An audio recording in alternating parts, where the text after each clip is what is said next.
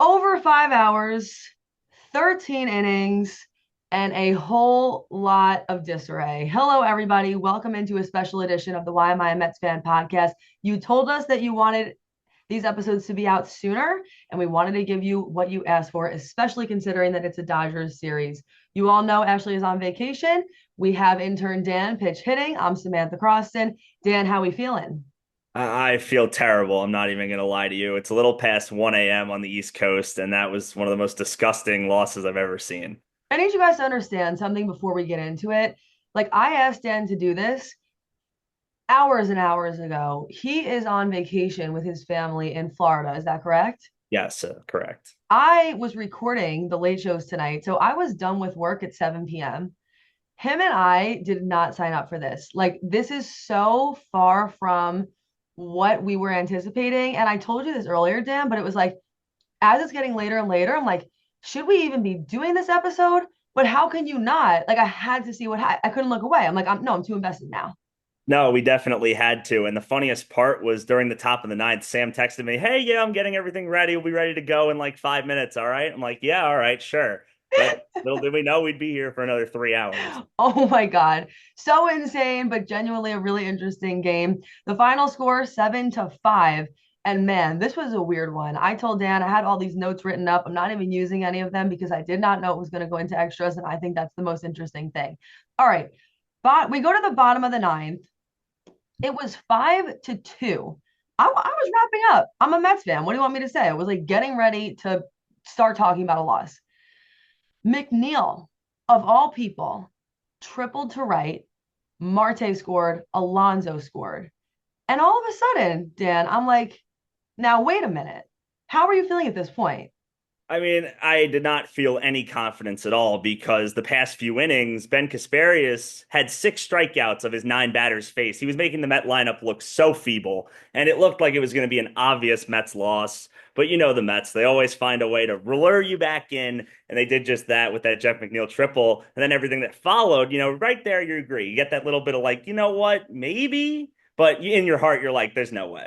Yes, and I totally understand it because there is just trauma associated with this fan base. But I'll be honest, I was a little bit on the opposite side of you. When I saw that, I love nothing more than a late inning rally. I was pumped up. I'm like, let's get the rally caps going. Let's see what happens here. And sure enough, after that, Taylor singles to left and McNeil scores. Now I'm like, let's go. I am rocking. I could not even believe, Dan, that there were even people still at Citi Field. But sure enough, the city that never sleeps. I'm like, this is awesome. They sat through, you guys, if you watch this, you know this. I mean, what, an hour and a half rain delay? Like, this game was ridiculous. It was a cold night too. There was a lot going on. The Knicks were playing. Like there was no reason to be at Citi Field on this Friday night. Usually the Dodgers draw, but even so, like everybody who stuck it out, respect to them.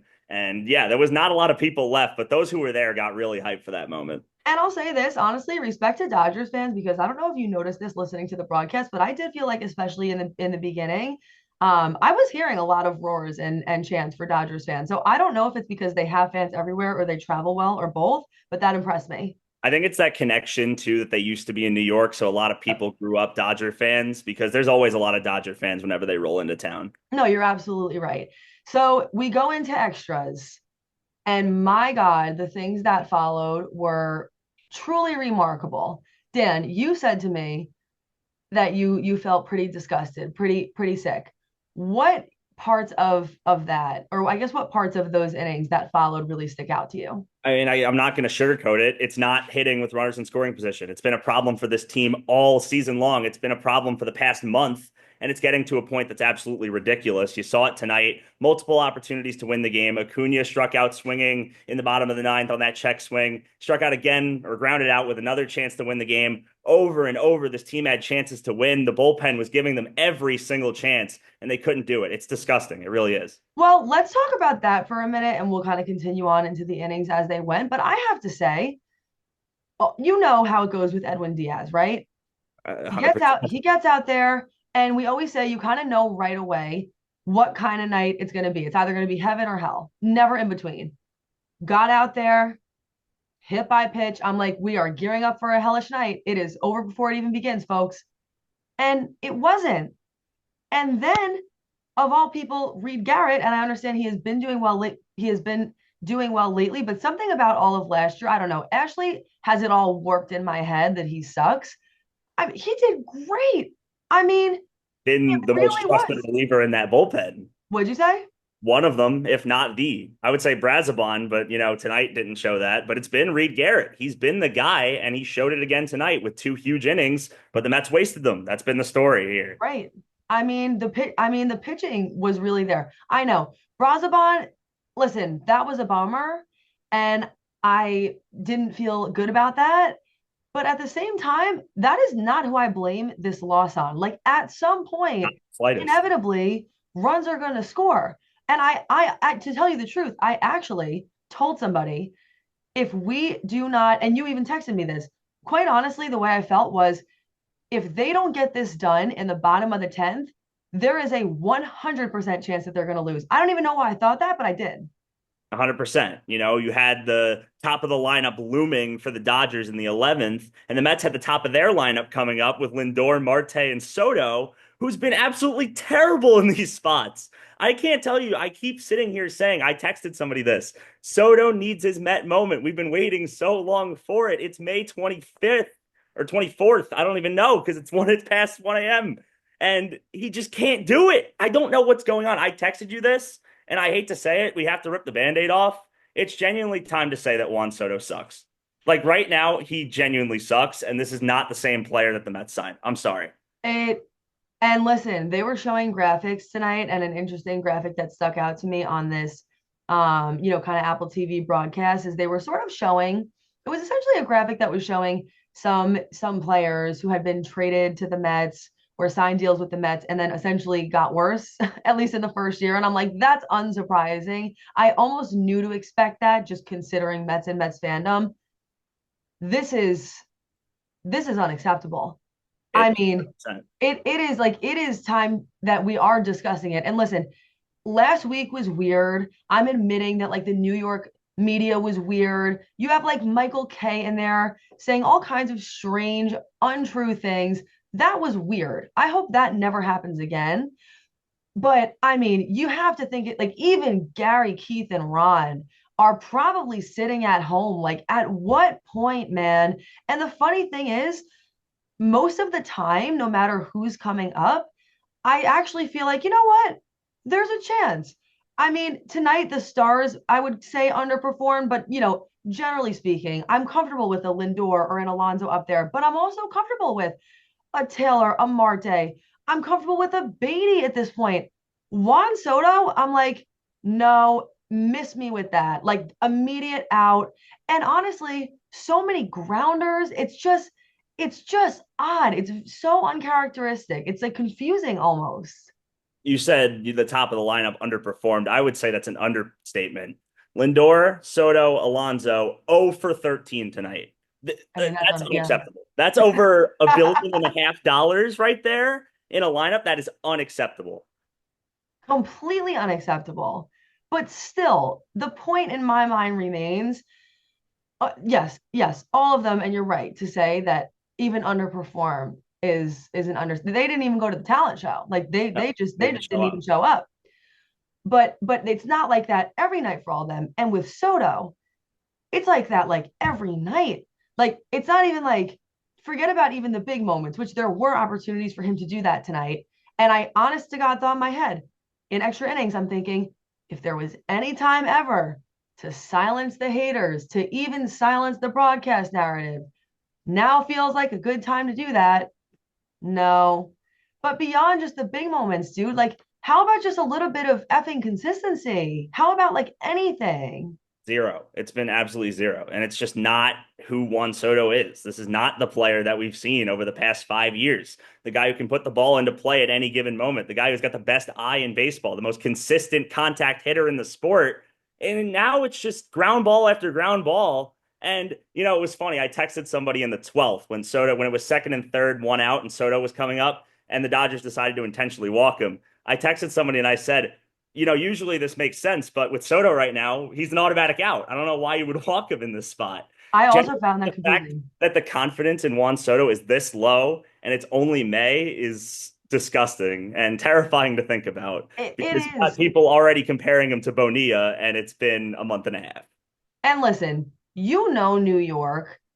One thing about New York is people are going to freak out. In New York, you are always, if you're a star, the hero or the villain. That's it. There's really no in between. And you know that. And of course, that's something that people have been talking about a lot this week is the pressure and how New York is a different style market.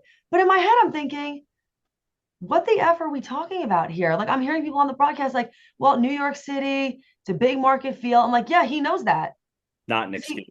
because he played for the Yankees. He knows. Like he has been there. Like he's done that. That's not an excuse anymore. I'm not kidding. I'm not saying I know people are going to take this and think that I'm saying this in a rude way. I'm not. I mean this so seriously.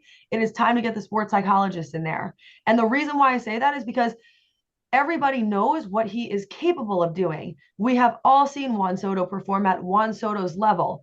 It's not a matter of can he perform at a higher level. It's a matter of we know he can. Why isn't he? And you need to get to the root of the why. And I'll be honest, if I was him, I'd be feeling pressure too. It's different because it's not just the fact that it's a New York market.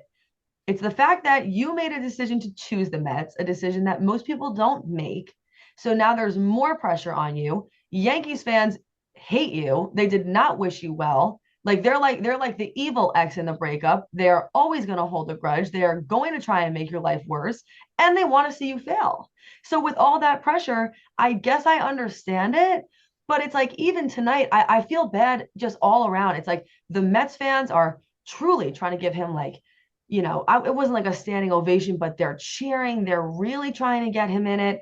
And I don't know if you watched the whole game, Dan, but I will say one thing that stuck out to me was his first at bat. Did you see like he did like the Soto shuffle? He had this kind of like, I don't know, weird look in his eye where I'm like, he really seems like he's trying to swing for the fences here. He almost seemed like mad and angry. And I actually felt pleased to see that.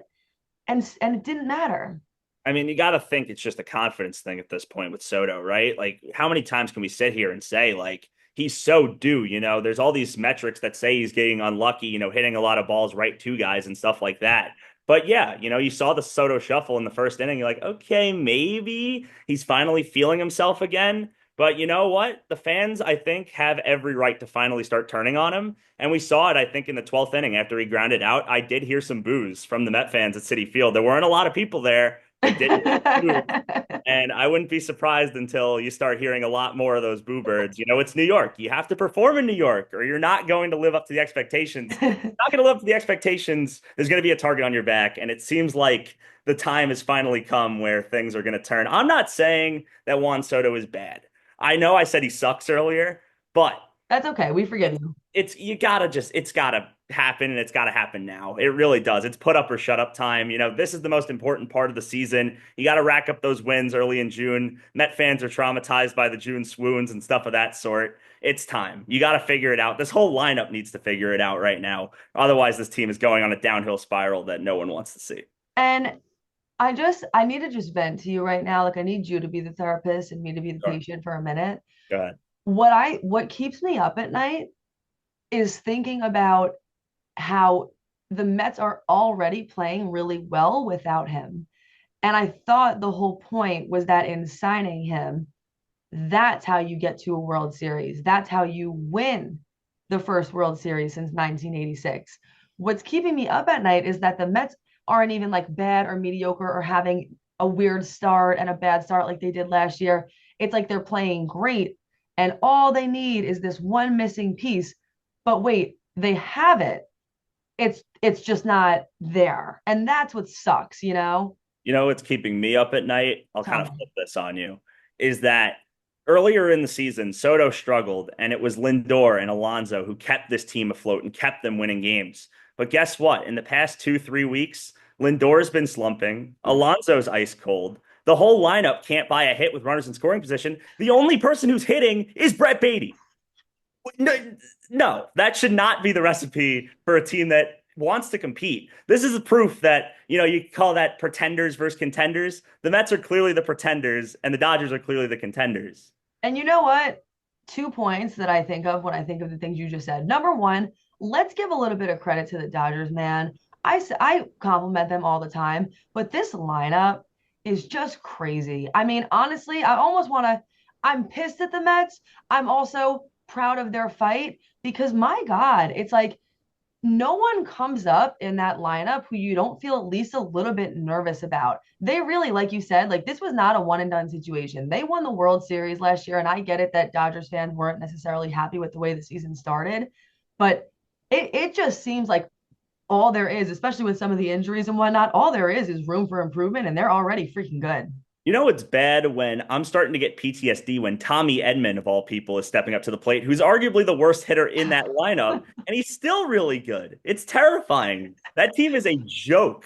Like, not even like a joke, like a bad joke, I like know. insane joke. It's actually ridiculous. It's crazy. It really is. I like genuinely am envious of Dodgers fans to just know that at any given point on any given night, they're coming through, man. They are just so consistent, is the word I would use, consistently successful. And that's what makes it hard, you know? But back to your Brett Beatty point, that I will say actually is a bright spot for me. I know what you mean, and it keeps me up at night too, but that is really a bright spot.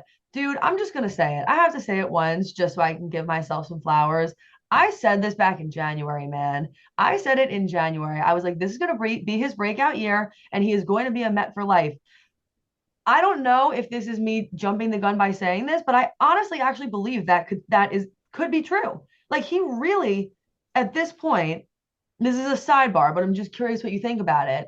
Like, are you comfortable at this point in time with the idea of him being the everyday third baseman and Vientos as the DH?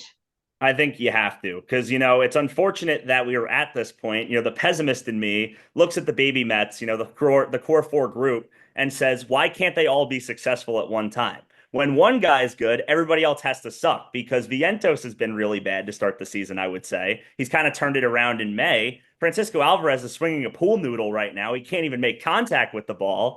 Acuna, multiple times tonight, the only thing he has is his speed. Vientos has been terrible defensively. Brett Beatty is the only competent third baseman on this roster right now. So, yeah, I think he has to play third base. A pool noodle. It's Please. the sad truth. It really is. Okay, also, I just have to get this off my chest. Like I know he can't help it, but like I need Alvarez to run faster.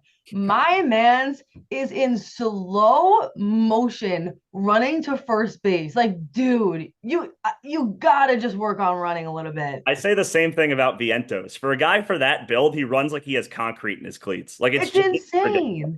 Like some of the it's so funny. Some of the guys on this team are so fast. And if you are not so fast, you are legit so slow. Like it's just it's the funniest thing.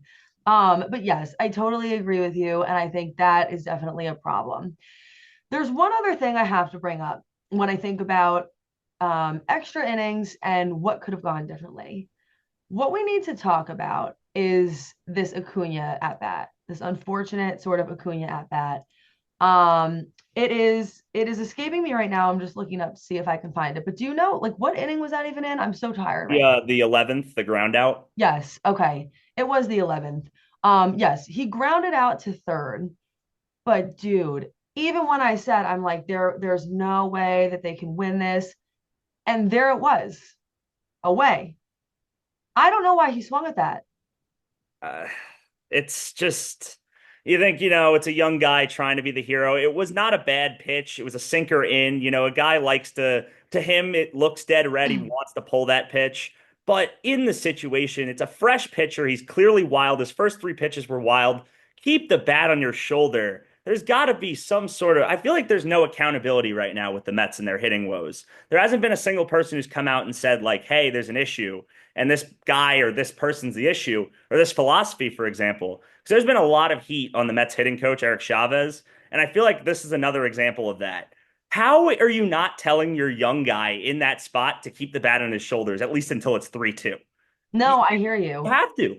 Out of curiosity, because they did show the replay on that, I think a few times. Was that a strike? Like, if he didn't swing at that, was it a strike? According to the MLB, like the grid, it's right on the black on the inside corner. But the umpire tonight was so awful on both sides of the ball that it honestly could have gone either way. I think it was worth taking 100%. It ended up being both sides of the ball, but I shit you not. The first portion of that game, I legitimately was questioning if that umpire had a bet on the Dodgers. What was going on? He was just terrible all night. Terrible. But the Mets did get away with a call. I still think that obstruction call was ridiculous, by the way. Muncy had every right to be mad about that because I don't know what the umpire saw in that play. That was just a free run for the Mets. You think? See, I Yeah. kind of understood that though, based on the way that they described it. I'm not saying he did it intentionally, but if that's the rule, then I feel like that's the rule. Yeah, but you never see that called, like, ever. And then That's the the same thing. exact thing happened later in extra innings, and the Dodgers got really mad about it. And they I had every right to be mad about it. that's sort of the thing. It's like it's I mean, according to their rules and the way they described it, it's the right call, but it is a gutsy call. And there were a couple of strange things like that tonight. This was just a weird game. There were like unusual calls being made and going on. And yes, I agree that that was one of them. But I don't know. Like I said, I want to go on the record and say, in no, some people were saying, oh, like, yeah, that was sly that he did that. That was on purpose. You're insane. That was not on purpose, dude. He was confused as to what the call even was. He was completely confused. But that, and then also the other thing was, and I believe that was in the top of the third. Um, but that was sort of odd when they thought that, Conforto had advanced too soon, but then the umpire comes out and explains that, fair or foul, batted ball is caught other than a foul tip. Each base runner should touch his base after the batted ball has touched a fielder, which had happened. I'm going to be honest. I can't say I knew that going into that. I didn't know that rule either, but I want to make a side tangent when talking about the umpiring in this game. This is just kind of me complaining as a baseball fan. I Nothing makes me more mad than when you're going to call a rain delay in the middle of an at bat. Like there were two outs in the second or the third inning. The Dodgers had second and third two outs with Freddie Freeman up in a 3-1 count. Then you're going to go into the rain delay? Just wait until the end of the inning at that point or the end of the half inning. It's so stupid to me. I know you can't control the weather, but make that decision before the at bat then. It's so No, dumb. I know what you mean. There has to be a different way of doing that because that just, I'll be honest, it didn't really feel fair to me. Because then guess what? Of course you're going to walk Freeman with a new pitcher fresh into the game on their first pitch. And then of course Duh. they're going to get the hit. I knew exactly as soon as that game went into a rain delay, I said they're going to blow it open right in the third inning as soon as they get back because that's just annoying. Like why? I It's know. so frustrating. And it's one of those things that's like I said, it's out of everybody's control, but it's just so stupid. No, you're right. Because then you're right. So Kershaw and Canning got pulled. By the way, both look good. Hmm. Um, and then Kranich comes in. Such a tough spot. I felt really kind of bad for the guy. And yes, ultimately it ends up becoming Dodgers 3, Mets 0. I agree with you. I think they're like honestly, I think that's one of those things you should look at and it should just become a rule.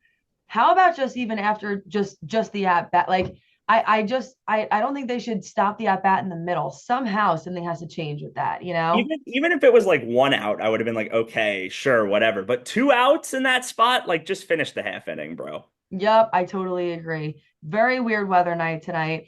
All right, Dan, end of the day, this was the first game of this series against the Dodgers, 7-5. What are you walking away from tonight with as your takeaway? I'm disgusted. Like I think that's been the theme of this. Just the Met offense needs to wake up and now. Like it's genuinely ridiculous and unacceptable that the stars of this team are going 0 for 13 in a game like this, and you had every opportunity to win it and you're losing. And the biggest thing I'm taking away, and this is just kind of looking ahead, is you used every single pitcher in your bullpen tonight. Now you got to worry about that for the next two games. If you had a win tonight, you would have felt a little better about it, but now it just feels like this whole series is a wash because this just set the tone for what's already been an awful start to the series and kind of been an awful May for the Mets.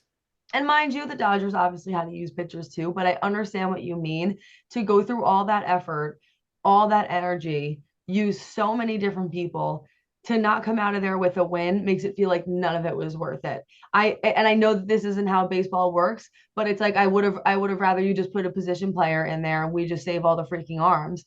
I am bummed by the way that this all turned out. I still will say that I do appreciate the fact that the Mets were down 5-2 and were able to rally. That does, and I'm the first person to say hope is not a strategy, but that does give me a little bit of hope, just in the sense that there's still that team that is never out until the game is over. And they're still the kind of team where if you're a fan, you shouldn't leave until the baseball game is over because you don't know what's going to happen.